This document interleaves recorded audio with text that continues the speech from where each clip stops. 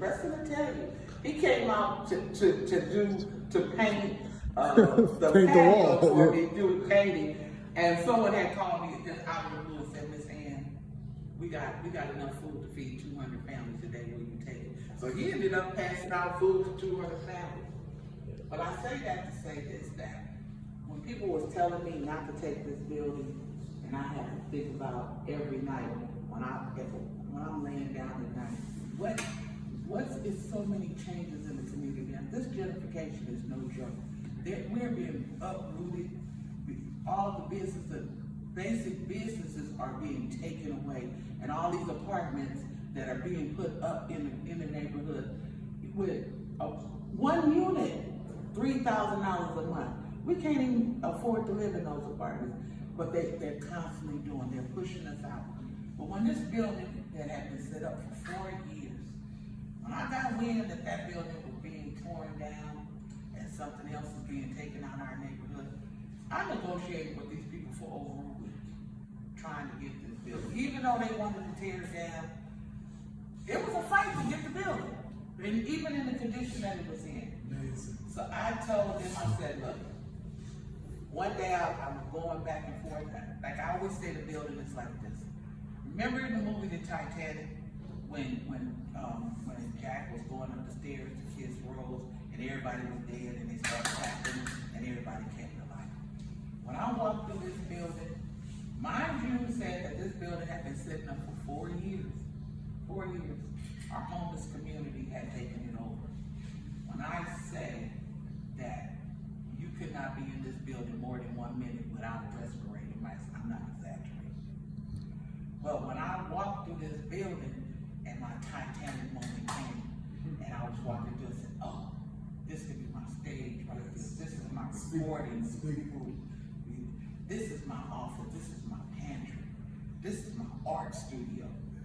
And mine is mattresses everywhere, you know. I shoveled human feces into buckets when I took this building on. But I wanted better for my community because of the fact that what they were trying to take away from the community, I knew that I could bring this building back to life. So one day I was battling back and forth, and I called my king on the phone and I said, baby, I'm losing this building. This people ain't gonna give it to me. He said, I know the strongest black woman I know is not crying over a building. I said, I'm not crying over the building. I'm crying over what they're trying to take from our community. I said, I cannot do this. I cannot allow them to take this building. So he said, okay, well, you're gonna call me, you're gonna give them this deal. And I said, no, they're gonna think I'm crazy, they're gonna take the deal. Did that deal 9 o'clock in the morning, 9 o'clock that night. They said, okay, you can have the building. I took the building, and I'm so happy I'm standing before you a year later with people doubting what I could do with this building. In this building, in 1 year, I've fed over 1,000 families. I've allowed the homeless not to have to sleep on the ground through my COP program. The first 25 men that were released from what we have, these prisoners that are being let go through these long incarcerations due to just craziness. I was instrumental in giving the first 25 men backpacks filled with all the supplies they need to start living life. We also have a referral service. If you're out sleeping in your car with your kids and you need some emergency food, you can come to me. I have clothes, I have food, I have whatever you need. I'm actually being trained to be a professional referral service, so I can get people now in mental health. I can get them in housing. You know, I have to tell you the story about, I have a young lady that I'm working with, and I'm so glad that I finally got her off the street, because when I met this young lady, she was full of maggots. And I didn't even realize that she slept on this bus stop, and she was so covered in trash that I didn't even know she was there. And someone came to me and said, Miss Ann, you know that lady's down there on the bus stop? I said, what lady? Ain't no lady down there on the bus. I said, yes, she is.